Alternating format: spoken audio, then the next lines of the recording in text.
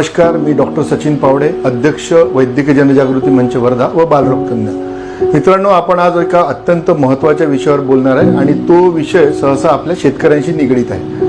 आजकाल असे बरेचसे पेशंट्स येत आहेत की त्यांच्या अंगावर ज्या लपलेल्या जागा असतात, पोट आहे, पाठ आहे किंवा बगलेचा भाग आहे, या ठिकाणी लाल रंगाची पुरळ येते.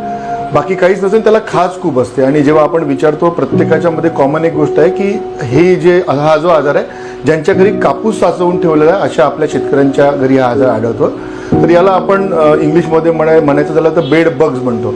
एक छोटासा किडा असतो. हा किडा सहसा कापसामध्ये राहतो आणि हा किडा सहसा आपल्याला रात्री झोपताना किंवा आपल्या अंगात जर कुठे असलं तर ज्या लपलेल्या जागा असतात त्या ठिकाणी चावतो आणि त्या ठिकाणी एक पुरळ येते लाल रंगाची आणि तिला खाज असते. तर आपण दोन विषयावर बोलूया की याला ट्रीटमेंट काय आणि याला आपण प्रतिबंध कसा घालू शकतो.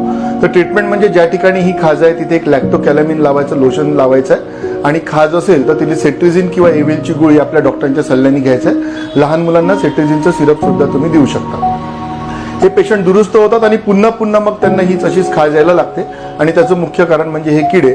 तर या किड्यांचा नायनाट कसा करायचा हे आपण बघूया. सर्वप्रथम ज्या ठिकाणी कापूस आहे, हा कापूस बंद खोलीत असला पाहिजे.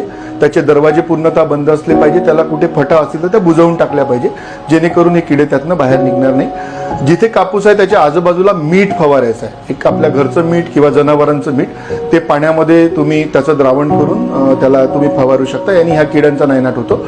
नंतर आपल्या घरच्या ज्या गाद्या असतात त्या आपल्याला उन्हामध्ये वाळत घालायच्या आहे, कारण हे किडे त्या गाद्यांमध्ये सुद्धा राहतात. आपल्या घरच्या चादरा या गरम पाण्यामध्ये धुवायच्या आहे आणि लहान मुलांचे किंवा आपल्या सर्वांचे जे कपडे आहेत ते रोज गरम पाण्यामध्ये धुवायचे. नंतर बऱ्याचदा असतं की सर ठीक झालं, कापूस तर विकला, पण हे किडे अजूनही आमच्या घरी पुरळ येत आहेत. तर मित्रांनो, हे किडे जे आहेत हे ज्या घराच्या छोट्या कपारा असतात, कुठे दाराच्या मध्ये फट असते किंवा आपल्या टाईल्समध्ये फट असते, त्या ठिकाणी सुद्धा हे किडे राहतात. त्यामुळे कापूस जरी विकला तरी त्या ठिकाणी सुद्धा आपल्याला हा मीठ आपल्याला फवारायचं आहे, जेणेकरून या किड्यांचा नायनाट होईल. तर ही माहिती जास्तीत जास्त लोकांपर्यंत पोचवा, कारण ऑलरेडी आपला शेतकरी जरा चिंतेत आहे.